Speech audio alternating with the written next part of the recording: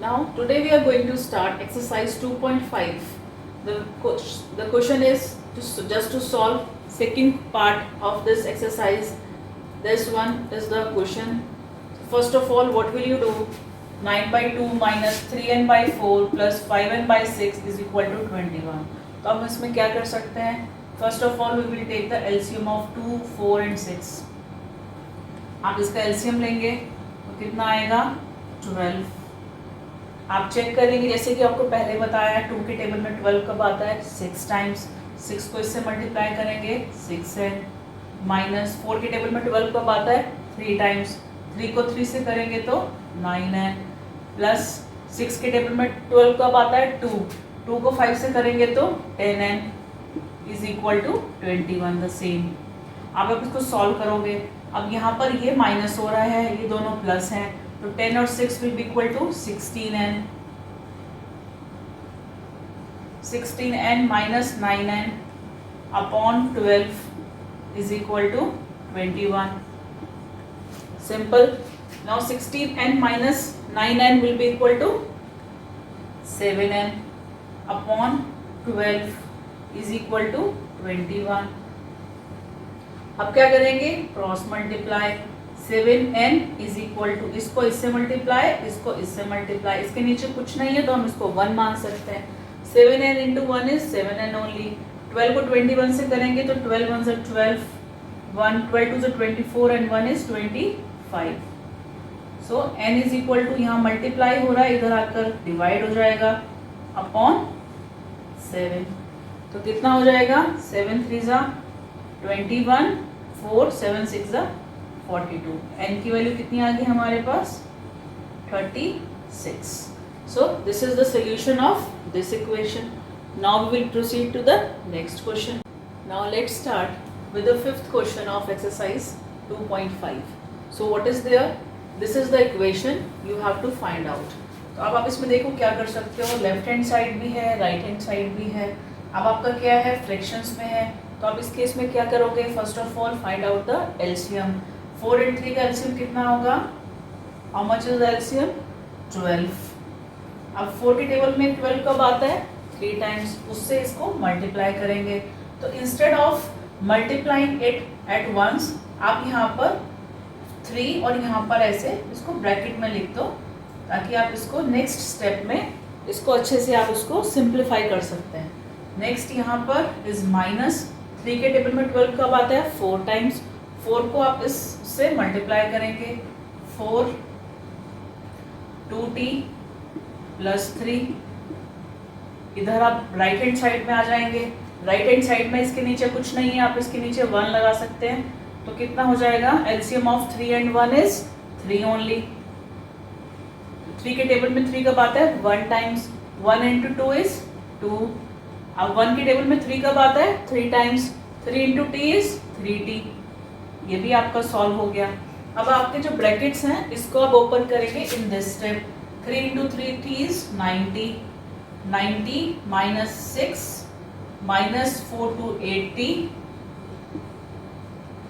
Minus plus is minus 4 3 is 12 upon 12 is equal to, right side पे क्या है इसको भी एज इट इज लेके चलना है अभी आपको. 2 minus 3t upon 3.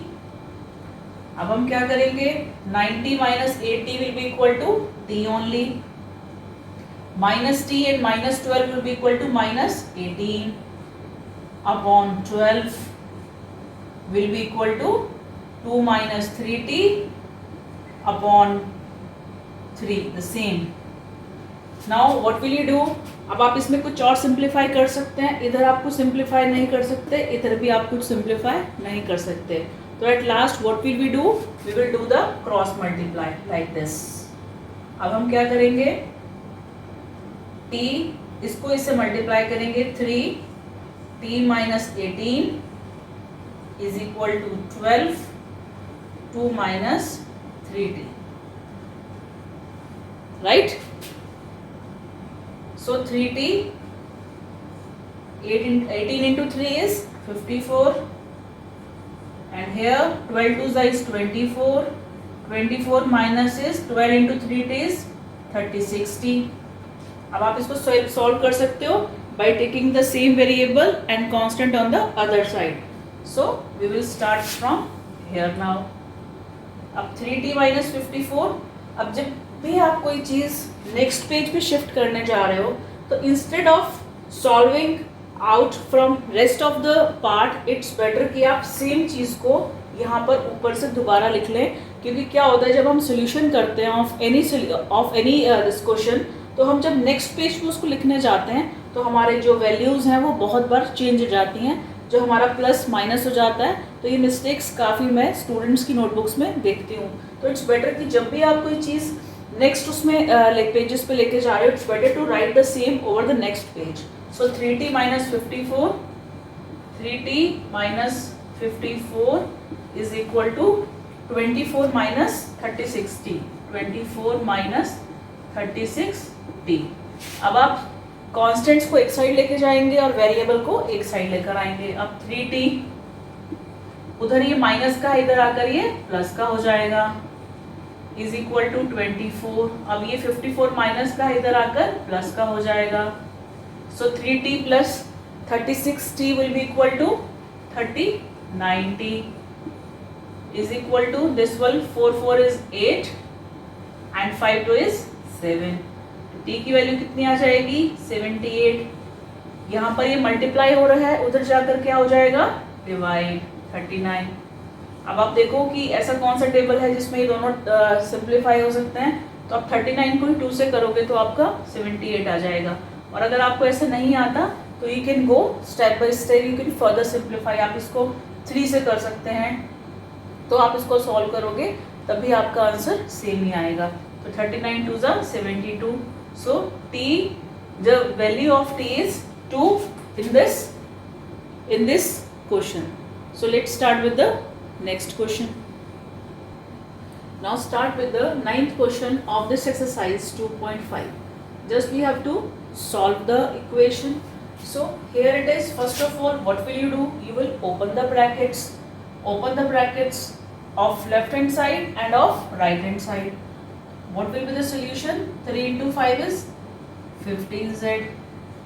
Then 3 into 7 is 21 minus 2 into 9 is 18z. Minus minus is plus 22. जब भी आप ब्रैकेट्स ओपन करते हो आपको इस चीज़ का बहुत ध्यान रखना है साइंस का, बिकॉज क्या होता है कि जैसे -2 -2 minus 18z, minus minus is plus, तो बच्चे गलती करते हैं, इसको भूल जाते हैं और डायरेक्टली सॉल्व कर देते हैं और साइंस में मिस्टेक हो जाती है और फिर पूरा सोल्यूशन ही गलत हो जाता है।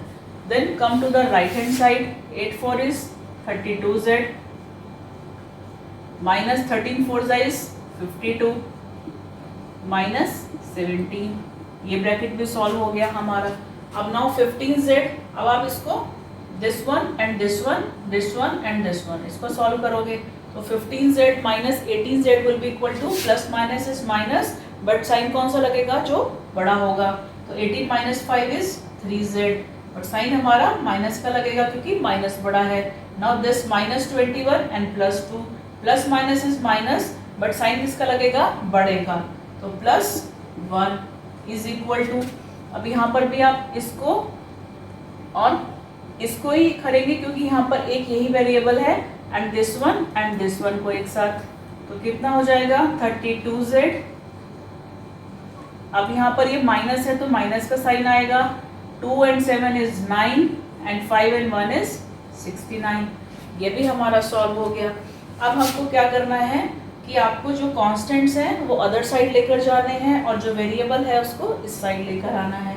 माइनस 3z इधर ही आएगा तो माइनस का हो जाएगा, 32z is equal to minus 69। अब ये इधर का आएगा तो ये माइनस का हो जाएगा, right. Minus 3z and minus 32z will be equal to minus का 35z। Minus 69 and minus 1 will be equal to minus 70। अब आपका इस माइनस से ये माइनस कट जाएगा, 35z अब यहाँ पर ये मल्टीप्लाई हो रहा है, यहाँ पर आकर डिवाइड हो जाएगा, तो z is equal to 70 upon 35। z की वैल्यू कितनी आ गई 2. So this is the solution of this equation. This is the solution of this equation.